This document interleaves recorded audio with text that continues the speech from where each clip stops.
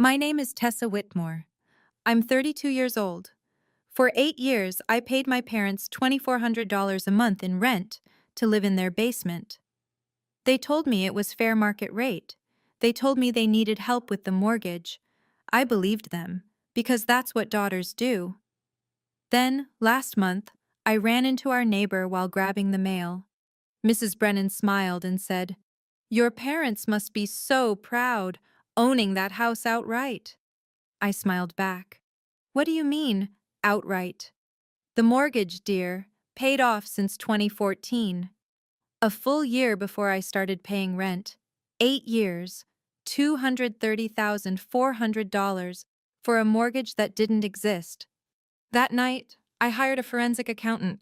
What he found didn't just explain where my money went. It revealed exactly who helped my parents hide it. I grew up in a beige colonial house in Bryn Mawr, a suburb of Philadelphia where lawns are manicured and secrets are kept behind closed doors. From the outside, the Whitmores looked like any other upper-middle-class family. My father, Richard, was a retired mechanical engineer who spoke in absolutes. My mother, Diane, was a homemaker who weaponized guilt like a surgical instrument. And then there was my sister, Meredith, 3 years older, blonde, confident, and the gravitational center of our family's universe. Meredith was the golden child. I was the other one. Meredith got a full scholarship, my father announced at dinner when I was 17, the night I'd shown him my own acceptance letter. 50% tuition covered. That's great, I said, looking at my untouched chicken. I got 50%, so 50%. He didn't look up from his plate. Meredith got 100. I found out years later that Meredith never had a scholarship. My parents paid her tuition in full. They just told me she'd earned it, so I'd know my place. That was the Whitmore hierarchy. Meredith was the investment. I was the afterthought. My mother's approach was softer but no less devastating. "You're so sensitive, Tessa," she'd say whenever I cried. "You need to toughen up. The world isn't going to coddle you like we do." Coddle.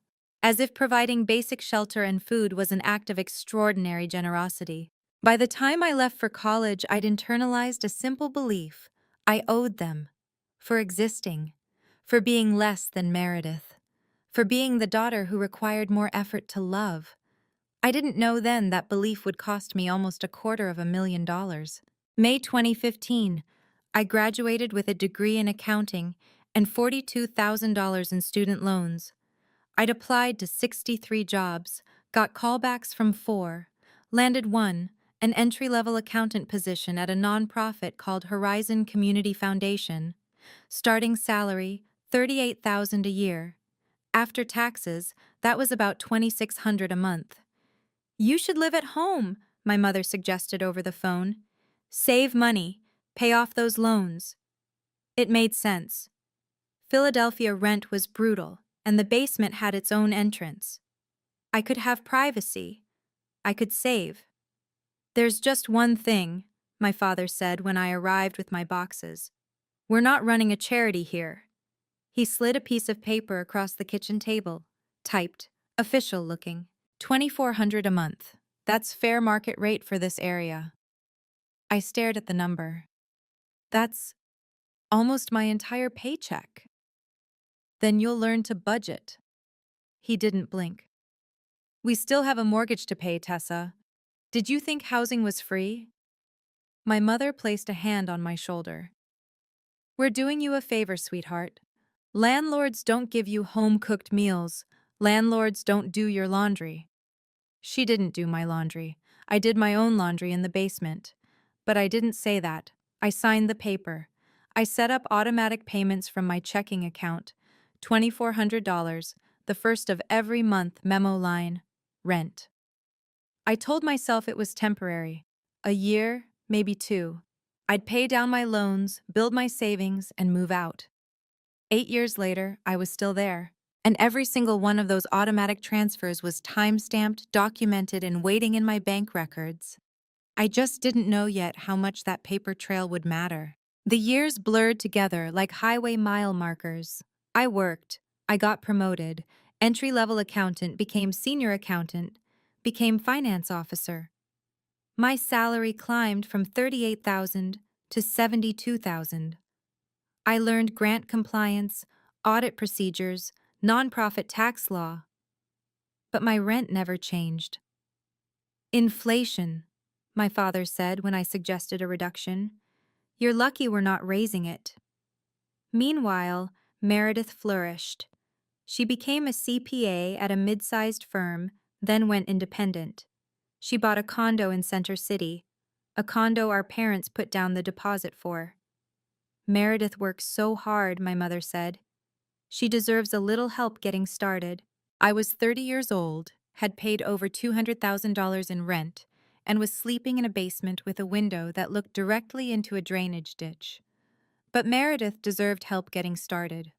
The worst part wasn't the money, it was the silence.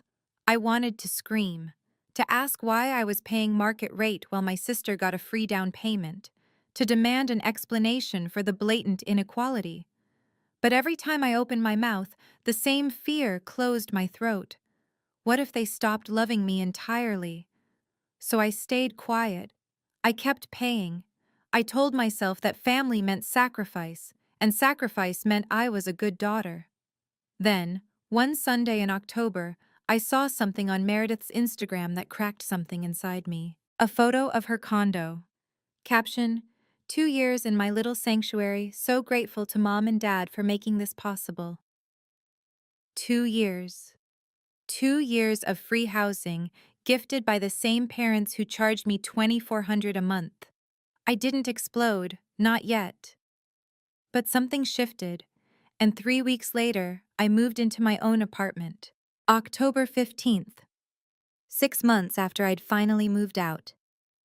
I came back to my parents' house to help with fall yard work, because even from my own apartment, I couldn't fully escape the guilt.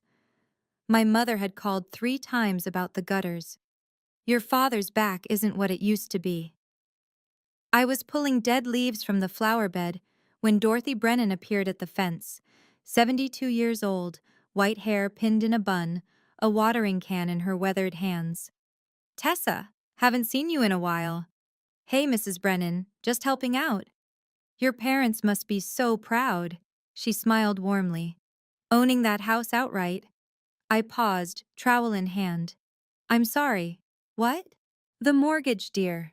Paid off since 2014. Your father threw a little party. Invited the whole block. I remember because Harold was still alive and he said, Dot, we should pay ours off too. She chuckled at the memory. My hands went cold. You're sure it was 2014? Oh, absolutely. Spring of 2014. Your father showed us the paperwork. Said it was the best day of his life. I smiled. I think I said something polite. I don't remember exactly, because my mind was doing arithmetic. Spring 2014. The mortgage was paid off in spring 2014. I started paying rent in June 2015. That night, in my apartment, I opened my laptop and searched the Montgomery County property records. Public database, free access. There it was, the Whitmore residence, mortgage satisfied, April 12, 2014. No outstanding liens, no debt, nothing. For 8 years, my parents had collected $2,400 a month from me to pay a mortgage that didn't exist. $230,400. I sat in the dark for a long time. Then I started making calls. Lucia Tron had been my best friend since freshman orientation. Now she was a paralegal at a family law firm in Philadelphia. Okay, she said slowly after I'd explained everything. Let me make sure I understand. Your parents charged you rent for 8 years, claiming they needed it for the mortgage, but the mortgage was already paid off. Yes. And they never disclosed that to you? No. Tessa, she exhaled, that's not just morally disgusting. It might be tax fraud. I blinked. What? Rental income. If your parents collected over $200,000 in rent, they were supposed to report it to the IRS. If they didn't, she let the implication hang. But it's family. Does that matter? A transaction is a transaction. The IRS doesn't care if you're renting to your daughter or a stranger. She gave me a name. Marcus Webb, forensic accountant, specializes in family financial disputes. 3 days later, I sat in Marcus's office in King of Prussia. He was a black man in his 50s with reading glasses and a voice like gravel wrapped in velvet. I handed him a folder. 8 years of bank statements. Every transfer is documented. Memo says rent. He flipped through the pages, pausing occasionally to make notes. And the property records, he asked? Downloaded from the county website. Mortgage satisfied in 2014. He looked up at me. Who prepares your parents' tax returns? The question hit me like a slap. My sister, I said quietly. Meredith, she's a CPA. She's been doing their taxes for years. Marcus removed his glasses and rubbed the bridge of his nose. Miss Whitmore, if your parents didn't report this income and your sister prepared those returns, he paused, you may have more leverage than you realize. The invitation arrived 3 days after my meeting with Marcus. Cream-colored cardstock, gold-embossed lettering. You are cordially invited to celebrate the engagement of Meredith Ann Whitmore and Bradley Harrison Ashford III, Briarwood Country Club, Saturday, November 18th, 6:00 p.m., Bradley Ashford. Old money. His father, Bradley Sr., was an estate attorney who'd built a practice representing Philadelphia's wealthiest families. The Ashfords were the kind of people who had their wedding announcements in the society pages, and Meredith was marrying into them. My phone rang. Mother. Tessa, you got the invitation? Just opened it. You're coming, of course. The Ashfords will be there, all of them. We need to present a united family front. The irony wasn't lost on me. I'll be there. Good. And there's one more thing, she paused. Your father and I want you to say a few words about Meredith, about how she's been such a wonderful role model for you. My grip tightened on the phone. You want me to give a speech? Just a short one, something heartfelt, about sisterhood. I closed my eyes. Did you ask me or tell me? Tessa, don't be difficult.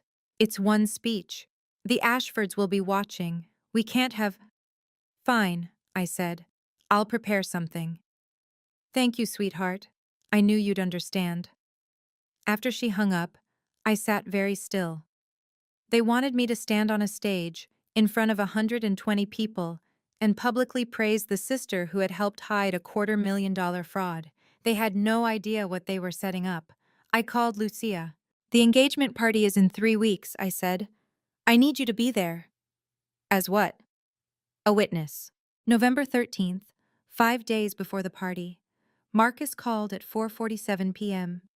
The report is ready. You need to see this in person. I drove to his office in rush hour traffic, hands tight on the wheel. The sun was setting by the time I arrived, painting the strip mall parking lot in shades of orange and gray. He was waiting with a manila folder thick enough to prop open a door. I'll give you the summary, he said. Your parents reported zero rental income from 2015 to 2023. No Schedule E filed. No mention of the property being used for rental purposes. Even though I was paying them every month. Even though you were paying them $2,400 every month, with documented bank transfers, to a property they owned outright. He slid a page toward me. Now, here's the interesting part. Every one of those tax returns was signed by the same preparer. I looked at the signature line. Meredith A. Whitmore, CPA. License NAMSHA PA 87542. She knew, I whispered. She didn't just know, she facilitated it. A CPA who signs a return certifies they've reviewed the information and it's accurate to the best of their knowledge. Marcus leaned back. If this goes to the IRS, your sister's license is at risk. I stared at her signature, the confident loops and slashes, the same handwriting I'd seen on birthday cards that always felt perfunctory. What are my options? You can file a Form 211, IRS whistleblower. If they collect, you'd be entitled to a percentage. He paused. Or you can use this information however you see fit. It's yours.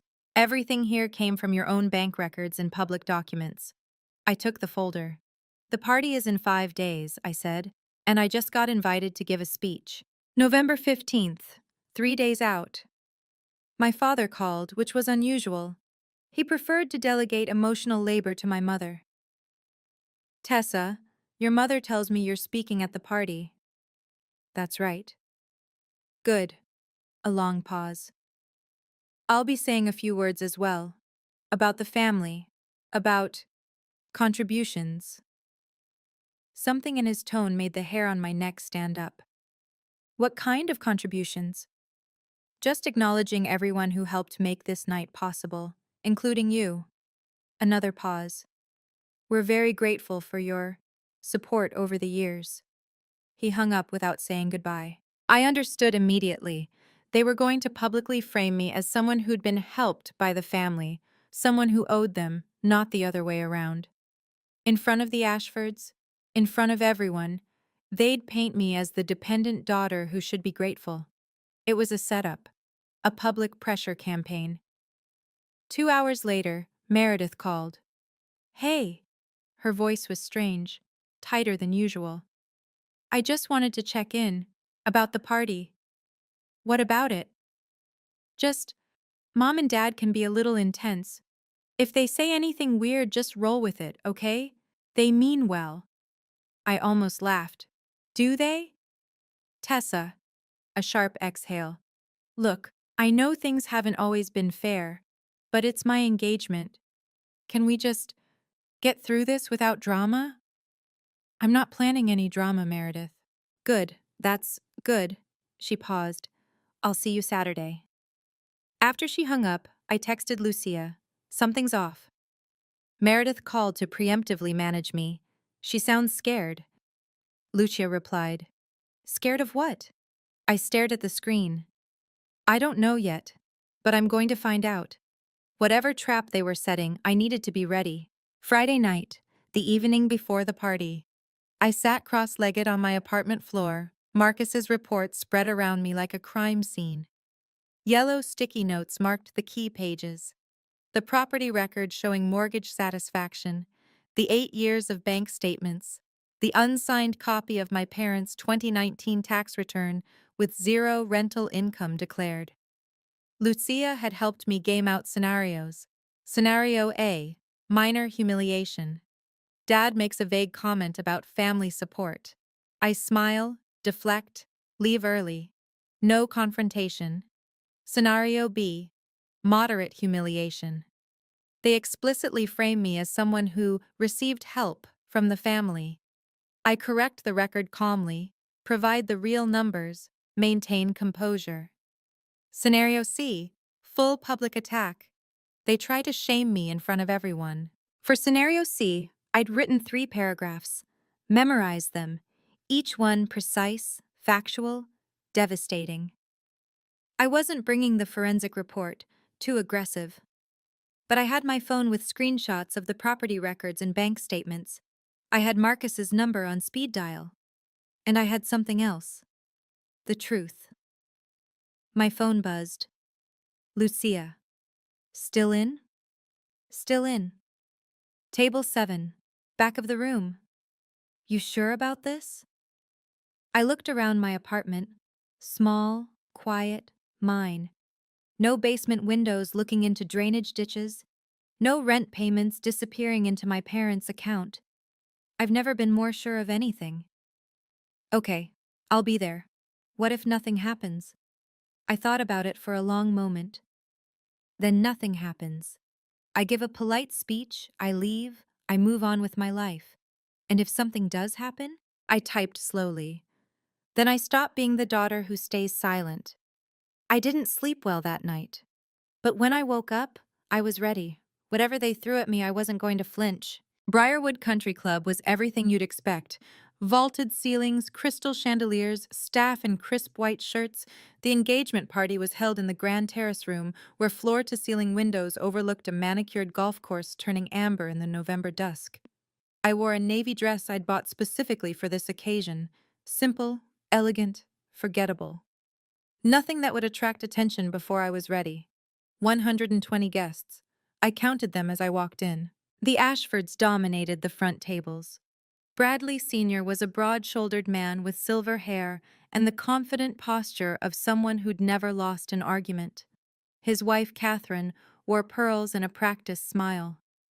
Bradley Jr., Bradley III, technically, stood beside Meredith, handsome in an unremarkable way, seemingly unaware that his fiancée was radiating tension.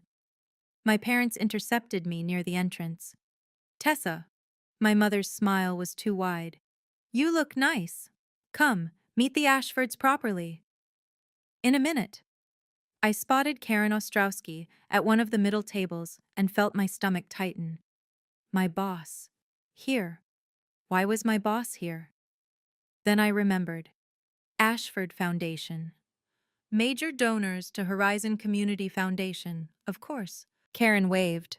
I waved back, trying not to look like someone carrying a bomb. "Table 7, my mother said, gesturing vaguely toward the back. "Near the service entrance."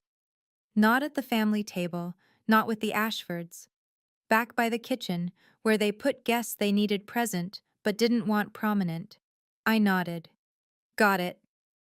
In the back corner, Lucia was already seated, nursing a glass of wine. She raised it slightly when she saw me. "Ready?" her eyes asked. I took my seat, smoothed my dress, and waited. The night was just beginning. Dinner was an elaborate affair: filet mignon, roasted vegetables, a wine selection that probably cost more than my monthly utilities. I ate mechanically, watching the front of the room.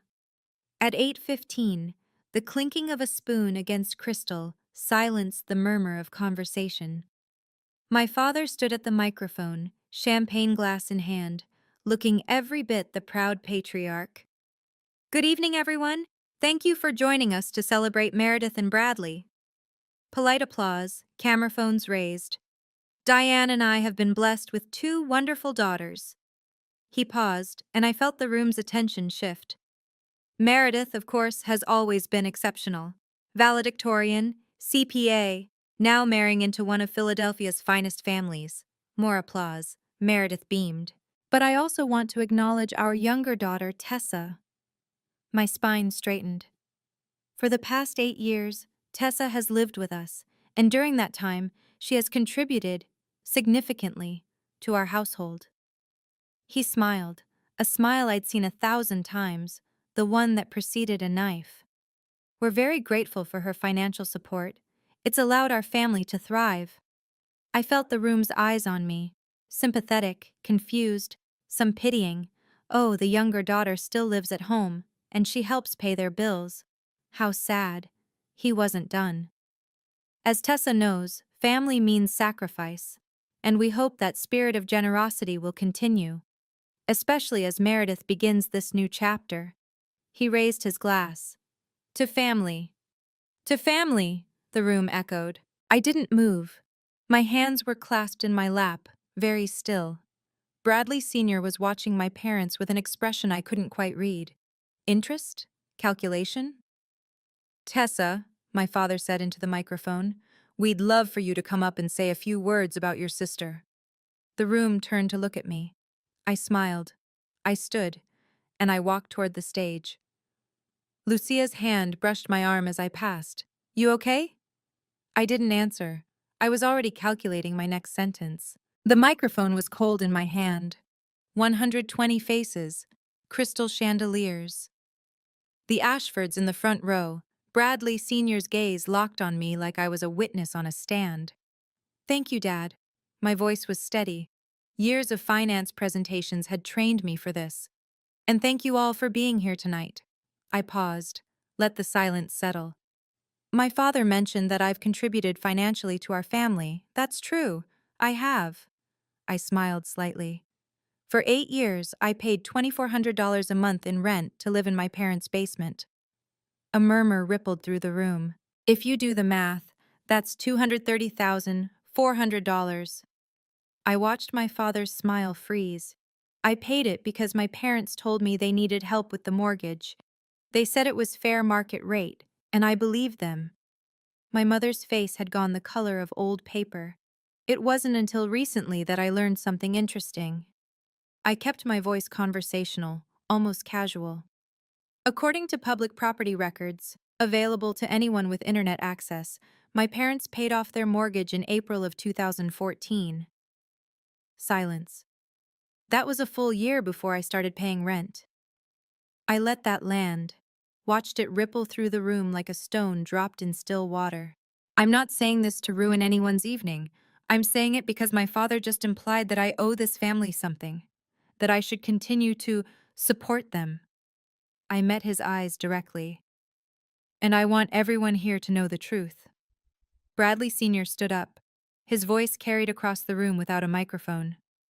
You're saying you paid over $200,000 in rent for a property with no mortgage? Yes. And you have documentation?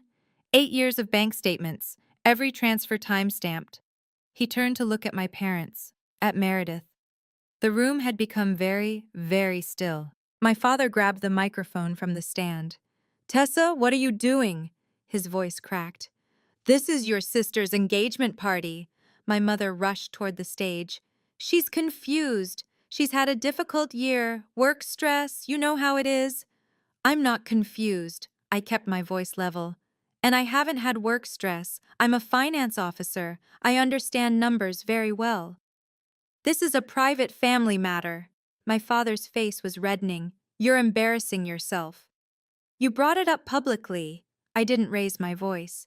You stood at this microphone and implied I owed you something. I'm simply providing context. Meredith finally spoke. She was still seated, but her voice carried across the silent room. Tessa, have you been drinking? I almost laughed. I've had half a glass of wine. You can check with the server. Richard. Bradley Sr.'s voice cut through the chaos. He was still standing, arms folded. If what your daughter is saying is true, if you collected rental payments on a paid-off property, that's not a private family matter. That's a financial disclosure issue. My father sputtered.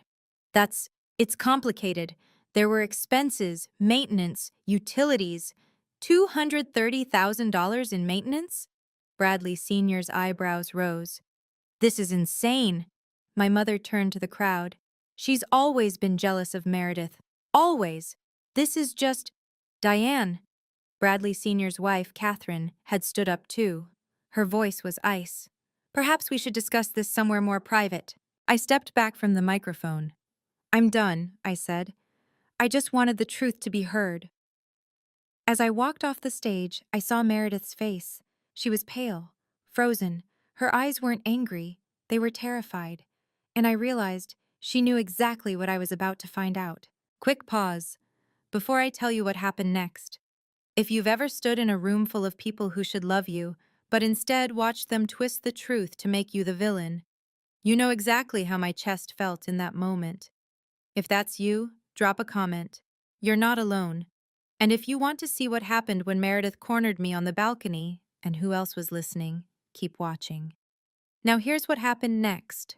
I didn't run. I walked. Through the tables, past the whispers, toward the French doors leading to the balcony. Lucia intercepted me near the exit. You okay? I need air. Go. I'll watch from here. The November night was cold. The golf course stretched out below, a dark expanse punctuated by landscape lights. I gripped the stone railing and breathed. I'd done it, said the words I'd swallowed for 8 years, and the sky hadn't fallen. My phone buzzed. Marcus Webb, I answered. Miss Whitmore. I just received confirmation from a source at the state licensing board. His voice was clinical, precise. Your sister didn't just sign those returns. She was the one who set up the account structure, the one that made sure the rental income never appeared on any documents. I closed my eyes. She designed it. She was more than complicit. She was the architect. Can you send me that confirmation? Already in your email. I hung up and opened my inbox. There it was. A forwarded memo from a forensic colleague who'd worked with the Pennsylvania CPA board. Not the smoking gun, but close. Enough to know that if I ever filed a complaint, Meredith's license would be under review. The balcony door opened behind me. I didn't turn around. Tessa, Meredith's voice. We need to talk. I slipped my phone into my pocket and finally faced her. She was standing in the doorway, backlit by the glow of the party. Her makeup was perfect. Her eyes were not. Okay, I said. Let's talk. She stepped onto the balcony and let the door close behind her. We were alone. For now. Meredith crossed her arms. The wind caught her hair, but she didn't seem to notice. What the hell was that in there? The truth. The truth? She laughed, but there was no humor in it. You just humiliated our entire family in front of Bradley's parents, in front of everyone. Dad humiliated me first. I just corrected the record. Corrected the... She stopped, took a breath. When she spoke again, her voice was lower, almost pleading. Tessa, do you have any idea what you've done? I know exactly what I've done. This could affect my career, my license. I tilted my head. Why would the truth about Mom and Dad's rental income affect your CPA license? The color drained from her face. You know, I said quietly. You know because you designed it, you set up the accounts, you signed every return that pretended I didn't exist.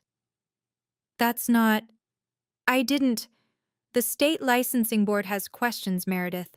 Not because of me, because someone somewhere noticed an irregularity. But if this goes further... I let the implication hang. You can't do this. Her voice broke. I'm getting married. Bradley's family, they'll walk away if there's any scandal. Do you understand what you're destroying? Do you understand what you helped take from me? $230,000, 8 years of my life.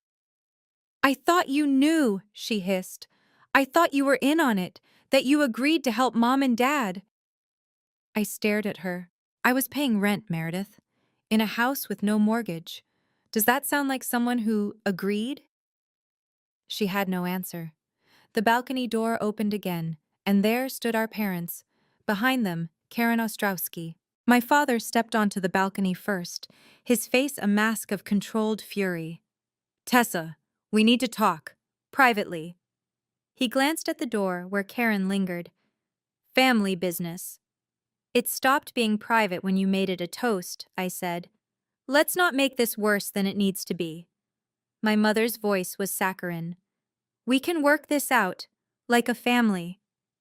How do you propose we do that? My father straightened his jacket.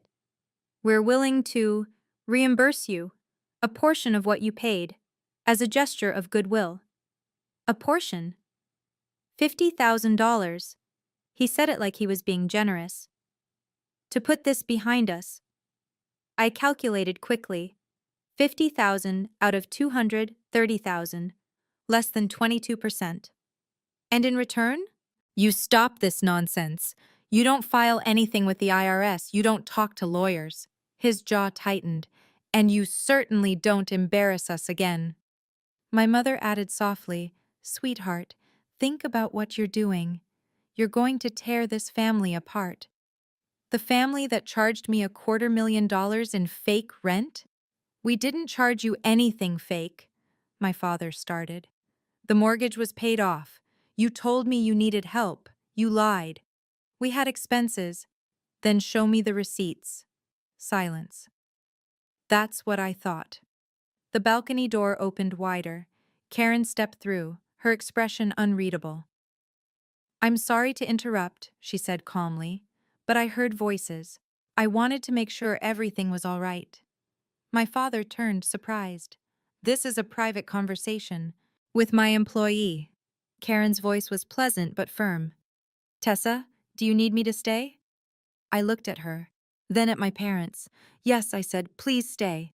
Karen positioned herself beside me, close enough to signal alliance but far enough to observe. My father's confidence faltered. This really isn't your concern. Tessa is my director of finance candidate, Karen said evenly. Anything affecting her well-being is my concern. Director of finance candidate. That was news to me, but I didn't let it show. I'm sorry, What was your name? My mother asked, her voice strained. Karen Ostrowski, Executive Director of Horizon Community Foundation. I believe the Ashford Foundation is one of your donors? She smiled pleasantly. Lovely event. The implication was clear. The Ashfords were here. Karen was here. Whatever happened next would be seen by people who mattered. My father cleared his throat. We're just having a family discussion. It sounded more like an offer, Karen said. $50,000, was it? In exchange for silence about financial irregularities? The color drained from my mother's face. I wasn't eavesdropping, Karen continued. But the balcony door is thin, and voices carry when emotions run high. My father opened his mouth, closed it, opened it again. This is none of your… Richard! The voice came from behind us. Bradley Sr. stood in the doorway, his wife beside him. His expression was the carefully neutral face of a man who'd spent 40 years practicing law. I think, he said slowly, we need to have a conversation, all of us, inside. Bradley, this is a family matter, my mother started. No, he said, it's not anymore.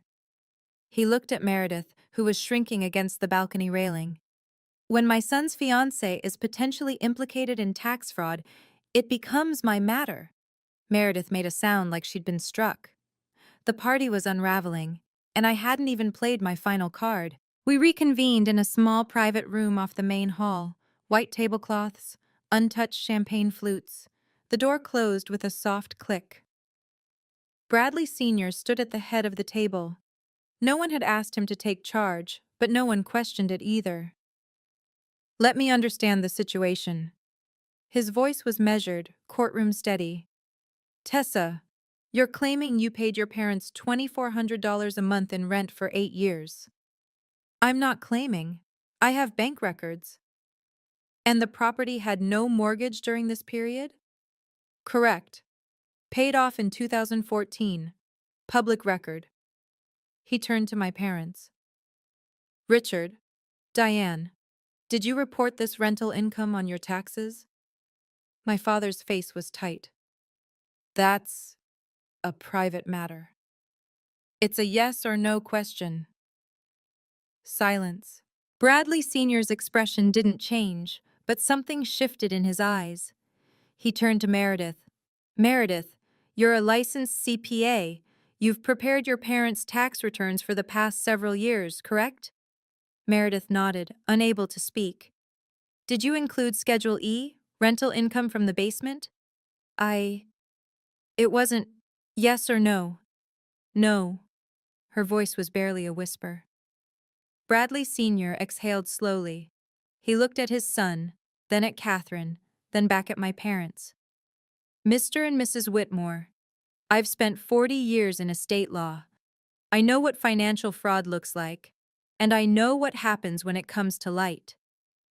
This is a family misunderstanding, my mother started. It's a federal matter. His voice cut through her protest like a scalpel. And I need to think very carefully about what kind of family my son is marrying into. He turned to Bradley Jr. We need to talk, privately. They stepped outside.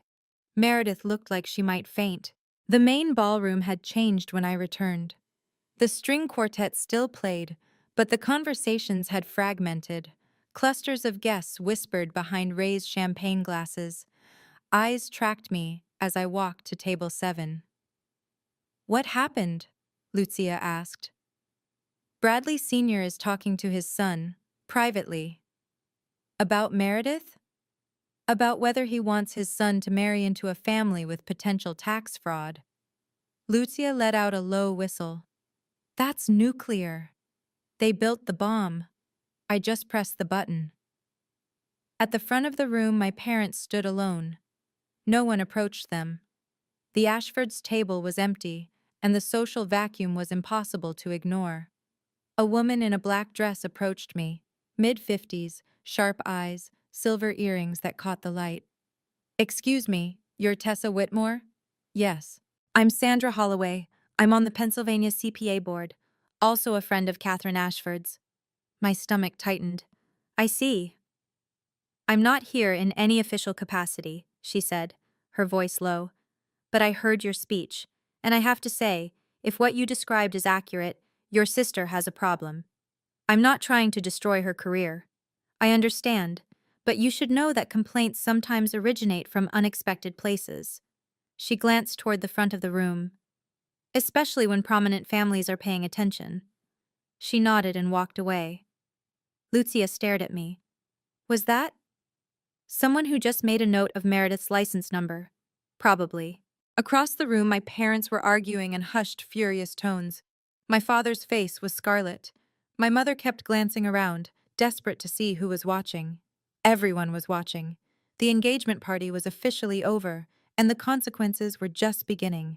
I was walking toward the exit when my father stepped into my path. His face was a mask of barely controlled rage. Behind him, the party had disintegrated into pockets of awkward small talk and hasty departures. You're not leaving. I'm finished here. Finished? His voice cracked. You've destroyed everything. Your sister's wedding, our reputation. And for what? For the truth. The truth, he spat the word. You know what the truth is, Tessa.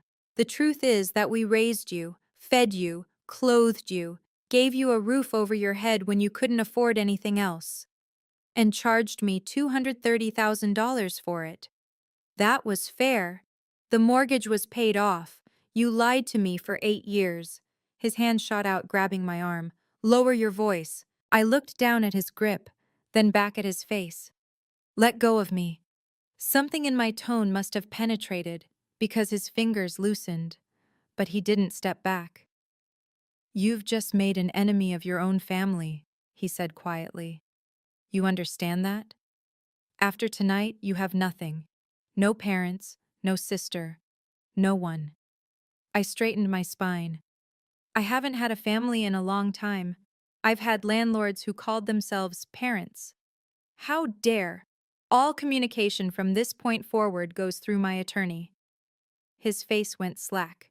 Attorney? You're threatening to sue us? I'm protecting myself. I pulled my arm free. Something I should have done years ago. Karen appeared at my elbow. Tessa, the car's waiting. I looked at my father one last time. The man who'd taught me that love was conditional, that my value was measured in dollars, that silence was the price of belonging. Goodbye, Dad. I walked out. I didn't look back. In the parking lot, under the cold November stars, I let out a breath I'd been holding for 8 years. It was over. Or rather, it was just beginning. 3 days after the party, my phone rang at 9:47 a.m. I didn't recognize the number. Pennsylvania area code. This is Agent Torres with the IRS field office in Philadelphia.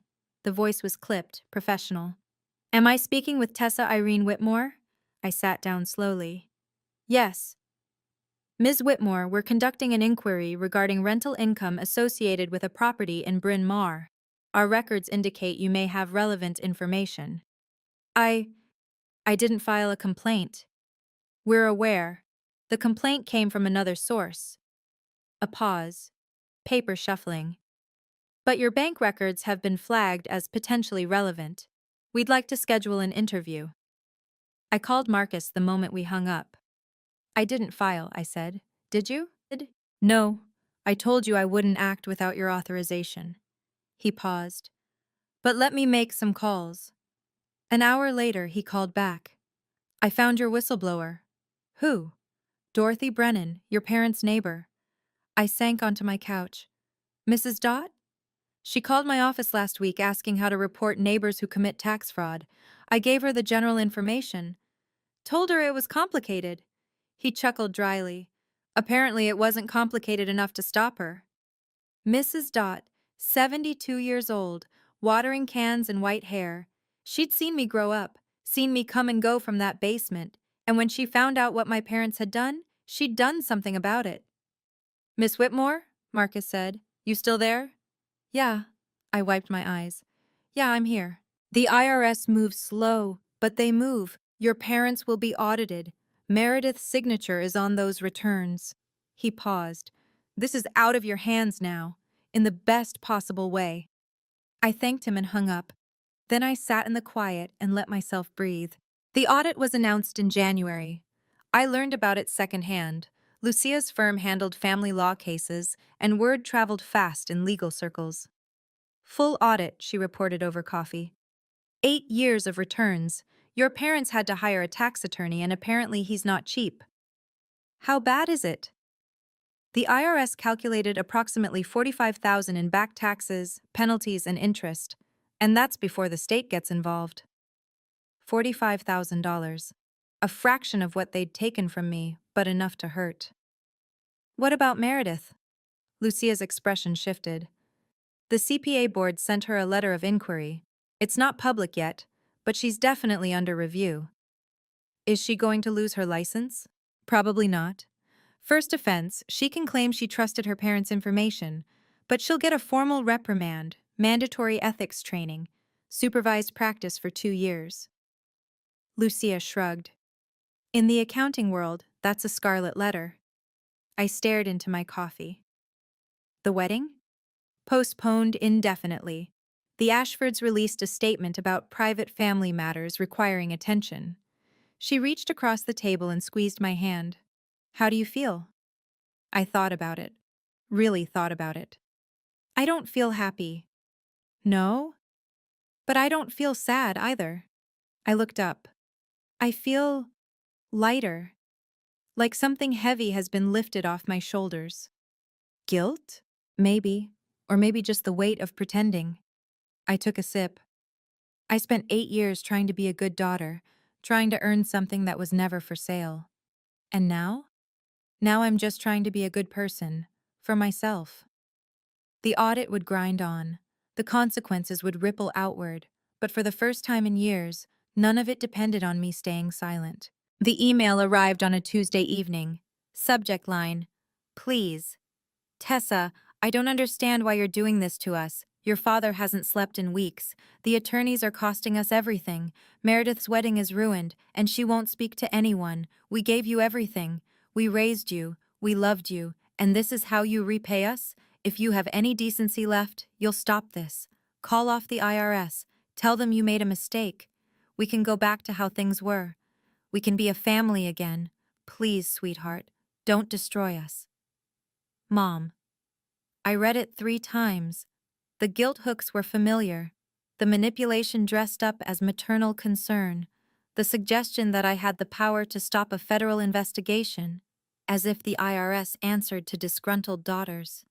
I started typing, then deleted it. Started again. Mom, I didn't file the IRS complaint. I don't have the power to withdraw it. Even if I did, I wouldn't. You told me for 8 years that you needed my money for the mortgage. That was a lie. And when I asked for the truth, you offered me $50,000 to stay quiet. That's not family. That's a transaction. I'm not trying to destroy you. I'm trying to live honestly. If the truth destroys you, that's not my fault. It's yours. All future communication should go through my attorney. Tessa. I hit send. Then I blocked her email address. The silence that followed wasn't empty. It was clean. I looked around my apartment. Small, modest, entirely mine. No one monitoring my rent. No one tallying my debts. For the first time in my adult life, I owed no one anything. And it felt like freedom. Before I continue, have you ever had to block a parent's number, their email, watch the messages pile up in a folder you'll never open? It's one of the hardest things you can do, and one of the most necessary. If you're there right now, in that impossible space between love and self-preservation, hit the like button. You're not betraying anyone, you're surviving. Now let me tell you what happened next. The wedding, Meredith's license, and an unexpected letter that made me cry. March. 4 months after the engagement party. The news came through Lucia, who'd heard it from a friend who worked at Bradley Sr.'s firm. The wedding is officially off. I set down my coffee. Officially? Bradley Sr. sat Meredith down last week. Told her it wasn't personal, But his family couldn't afford the association with an ongoing federal investigation. She paused. Apparently, Bradley Jr. wanted to stick it out. His father overruled him. I tried to feel something. Triumph, maybe. Or vindication. Instead, I just felt tired. 3 days later, my phone rang. Unknown number. I answered anyway. Tessa, Meredith's voice. Hoarse. Hollow. How did you get this number? Lucia's office. I told them it was an emergency. A long pause. Are you happy now? I sat down on my couch. No. No? I'm not happy, Meredith. I didn't do this to make you suffer. Then why? Because I deserve the truth, and you knew the truth for 8 years and never said a word. Silence on the line. I could hear her breathing. I thought you knew, she said finally, her voice breaking. I thought you agreed to help them. You never complained, never pushed back. Because I trusted you. I trusted all of you. I closed my eyes. And you let me believe a lie while I paid for your silence. Tessa, I'm not going to apologize for telling the truth, and I'm not going to pretend that we can go back to the way things were. I took a breath. I hope you figure things out. I genuinely do. But I can't be part of it. I hung up. Then I sat in the silence and let the weight of that conversation settle. Some bridges don't get rebuilt, some bridges shouldn't. The Pennsylvania State Board of Accountancy released its decision in April. I received a copy because I'd been listed as an informant, technically accurate, even though I hadn't filed the original complaint. Marcus forwarded the document with a brief note. This is public record now. The findings were clear. Meredith Ann Whitmore, CPA license NRPA 087542, is hereby issued a formal reprimand for failure to exercise due diligence in the preparation of tax returns for clients Richard and Diane Whitmore. Findings: failure to include Schedule E rental income, failure to verify accuracy of reported financial information, breach of professional ethical standards. Remediation requirements: 40 hours of ethics training within 6 months, 2 years of supervised practice. Public notation on CPA license database. She didn't lose her license, but she might as well have. In the accounting world, a public reprimand is a career killer. Every potential employer, every client, every background check would pull up those findings. Failure to exercise due diligence would follow her forever. Lucia called that evening. You heard? Yeah. She applied to 3 Big Four firms last month, all rejected after the background check. I felt a flicker of something. Not satisfaction, more like the end of a long, suspended breath. What's she doing now? Working for a small firm in Delaware, payroll processing, entry level. Meredith, the golden child, the valedictorian, the one who was supposed to be exceptional, was processing payroll in Delaware. I didn't gloat. There was no joy in watching someone fall. But there was a grim justice in knowing that actions had consequences, that the lies my parents built couldn't stand forever. The truth has a weight. Eventually, it always breaks through. After I blocked my mother's email, the silence was absolute. No phone calls, no letters, no unexpected visits, just nothing. Thanksgiving came and went, no invitation. Christmas passed, no card. My birthday in February arrived without acknowledgement. I'd expected this to hurt. I'd spent my whole life bending myself into shapes that might earn their love, their approval, even their acknowledgement. The absence of it should have felt like a wound. Instead, it felt like putting down a weight I hadn't realized I was carrying. I spent Thanksgiving with Lucia's family, loud, chaotic, her grandmother insisting I eat thirds. Christmas was a trip to Vermont with friends from work. My birthday was dinner at a small Italian restaurant, just me and Lucia and 2 bottles of wine. You okay? Lucia asked, watching me stare at the candle on my tiramisu. Yeah, Better than okay, actually. You don't miss them? I thought about it, really sat with the question. I miss who I thought they were, who I wanted them to be. I blew out the candle. But I don't miss who they actually are. That's growth. Is it? Or is it just survival? Lucia shrugged. Maybe they're the same thing. The weeks turned into months. The audit concluded. My parents paid their penalties. Meredith moved to Delaware. The Ashford engagement became a cautionary tale in certain Philadelphia social circles. And I built a life. A small life, maybe. Quiet. Unremarkable by any external measure. But mine. Completely, unapologetically mine. One evening in early March, I checked my email and found a message from an address I didn't recognize. From .brennan 1952@aol.com. Subject: a note from your neighbor. I clicked it open. Dear Tessa, I hope this reaches you. Lucia helped me figure out how to send an email. Technology is not my friend, I'm afraid. I want you to know why I called the IRS. I've lived next door to your parents for 30 years. I watched you grow up. I saw you mowing their lawn at 14 while Meredith went to the pool. I saw you carrying groceries while she got her nails done. I saw you coming and going from that basement year after year, working yourself to the bone while they treated you like a tenant.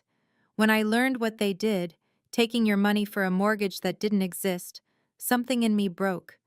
I'm 72 years old. I've seen a lot of unfairness in this world. But I've also learned that silence makes us complicit. And I couldn't stay silent about this. I didn't tell you beforehand because I didn't want you to feel responsible. This was my choice, my conscience. You're a good girl, Tessa. You always were. Too good for parents who couldn't see what they had. If you're ever in the neighborhood and want to stop by for tea, my door is open. I make a very good lemon cake. With love, Dot. I read the email 3 times. Then I cried. Not the way I'd cried when I found out about the mortgage. Those were tears of shock and betrayal. This was different. These were the tears of someone who'd been seen, someone who'd been quietly witnessed all along. I typed a reply. Thank you, Mrs. Brennan. I would love to come for tea.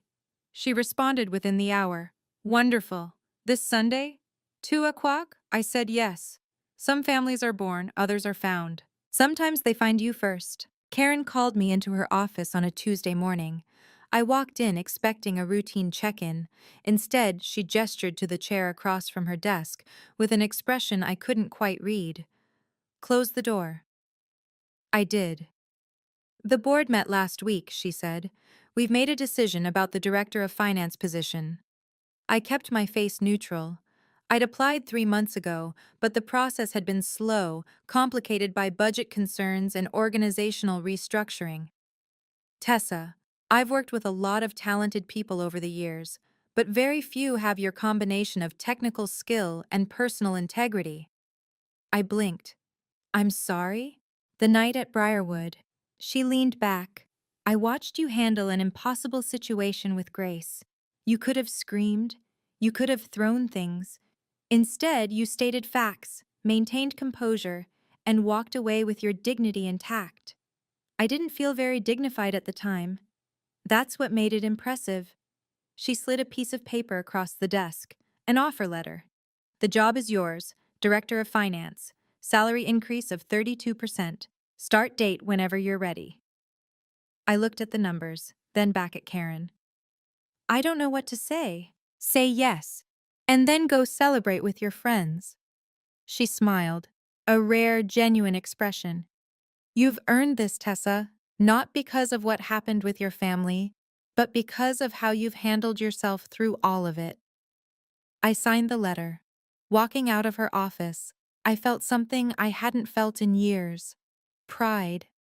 Not the desperate, performative pride of trying to earn approval, just quiet, solid pride in who I'd become. The girl who used to live in a basement was going to be a director. Some comebacks don't need an audience. 1 year later. I'm writing this from my apartment, the same small one I moved into when I left my parents' basement, though I've finally hung some pictures and bought a real couch. The window looks out on a quiet street lined with maple trees. In fall, the leaves turn gold and red and drift down like paper lanterns. It's not a penthouse. It's not impressive. But no one charges me for the privilege of living here. No one tracks my payments or uses my existence as leverage. It's mine. My parents and I don't speak. I don't know if they've moved out of the Bryn Mawr house, and I don't need to know.